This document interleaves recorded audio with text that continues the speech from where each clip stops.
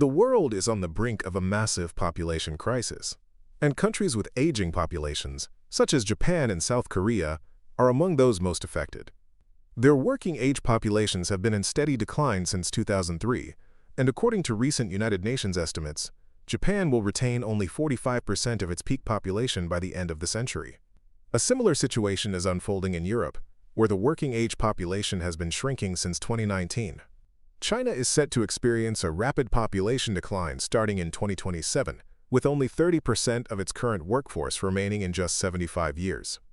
However, even as these major population centers lose so many people, the UN predicts that the global workforce will continue to grow until 2072 due to significant population surges in India, the Middle East, and especially Africa.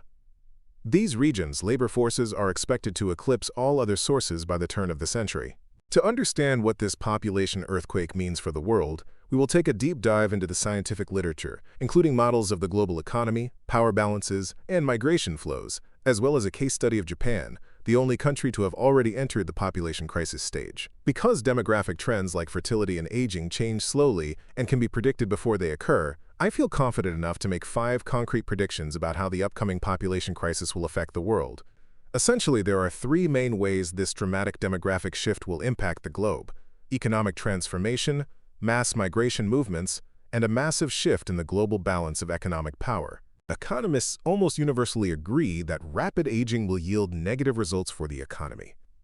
To better understand this, let's look at a common way to calculate total economic output, or GDP. The formula shows that total output is based on total hours worked multiplied by the average productivity of those hours. Output equals hours times productivity. This means that to grow an economy, a country has 2 options. It must either become more efficient or work more hours. While this seems obvious, Japan's experience shows that accounting for this is crucial. For decades, Japanese policymakers have tried to stimulate their economy by lowering interest rates. However, when we look at the Japanese economy through a demographic lens, we see that they have actually performed quite well, despite their shrinking working-age population. On the surface, the Japanese economy performed poorly between 1991 and today, with GDP growing at only 0.83% per year compared to 2.58% in the US. However, when we consider hours worked, we see that US workers increased their hours by just over 1% annually, while Japanese workers worked about 0.43% less each year. This was largely due to the growing labor pool in the US and the shrinking one in Japan. On the other hand, Japan's productivity per hour grew by about 1.26% annually, while the US saw 1.53%. Therefore, Japan's low growth was not a sign of poor management, but rather a result of a massive number of workers leaving the labor force. This leads to my first prediction. This crisis will lead to the Japanification of all major economies in East Asia and Europe, including Germany, South Korea, and China. The good news is that Japanification isn't necessarily a bad thing, as the Japanese people themselves still enjoy a relatively high standard of living. However, Japanification has resulted in a decline in economic importance on the world stage and rapidly rising government debt. Even in a wealthy country like Japan, government debt cannot increase forever without consequences. Worse still, many poorer countries are now facing Japanification, making a debt trap appear inevitable. They will reach their population peaks much faster than Japan did. Therefore, my second prediction is that as the global population crisis deepens, more countries will hit their sovereign debt limits, leading to either a debt crisis or severe cuts to the welfare state. Consequently, countries where the fertility rate has fallen below the replacement level of 2.1 babies per woman will eventually face the Japan scenario. It is important to remember that only working-age people actually work. While a large elderly population is a burden, a large population of children is also an economic weight. Societies with a high number of workers relative to children and the elderly have a demographic dividend, or advantage. These countries have a low dependency ratio. Economists have found that countries with low dependency ratios exhibit higher economic growth. For example, China's development miracle was almost entirely driven by its dependency ratio, coinciding with a massive drop in that ratio caused by the one-child policy.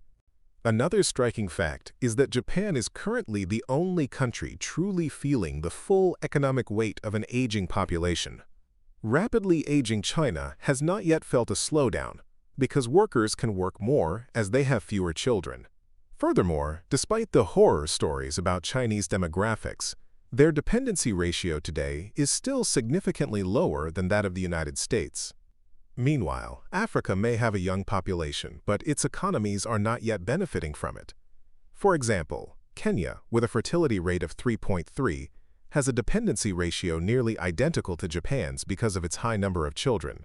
Based on these principles, economists predict that the European economy is already feeling the negative effects of aging, but China will not truly feel them until the late 2030s. India's demographic advantage will last from the early 2010s until 2070. Finally, Africa will only begin to benefit from its high population density around 2050, when its large child population reaches working age and fertility rates begin to decline. These developments suggest that while the European and Japanese economies underperform, India will rise, and the world's economic center of gravity will shift toward India by the 2050s, and subsequently toward Africa. Thus, my third prediction: Japan and Europe will continue to underperform, Korea and China will feel the impact sharply in a few years, and India will outperform for decades, followed by an African surge after 2050. Before those shifts, we will see massive migration movements. Currently, many migration corridors are driven by conflict, such as those from Ukraine and Syria. However, most migration is economic, moving from developing nations to wealthy ones. Economists observe a migration hump. As a country becomes slightly wealthier, more people can afford to leave to seek better lives.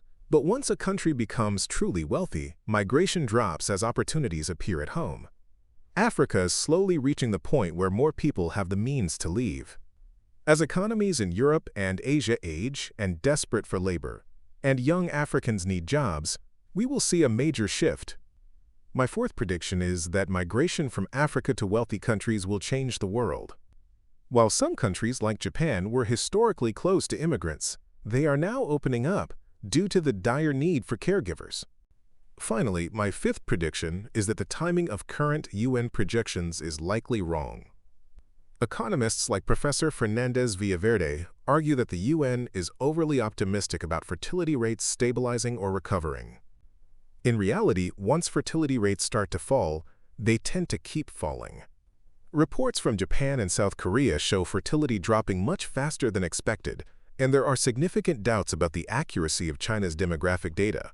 While the exact years may be off, I am confident in my fourth prediction. As Latin America and Eastern Europe also age, traditional migration routes will dry up within this century. Aging economies will need workers to maintain their standard of living, and a massive pool of African labor will be available. Whether countries utilize this potential will depend entirely on their political choices.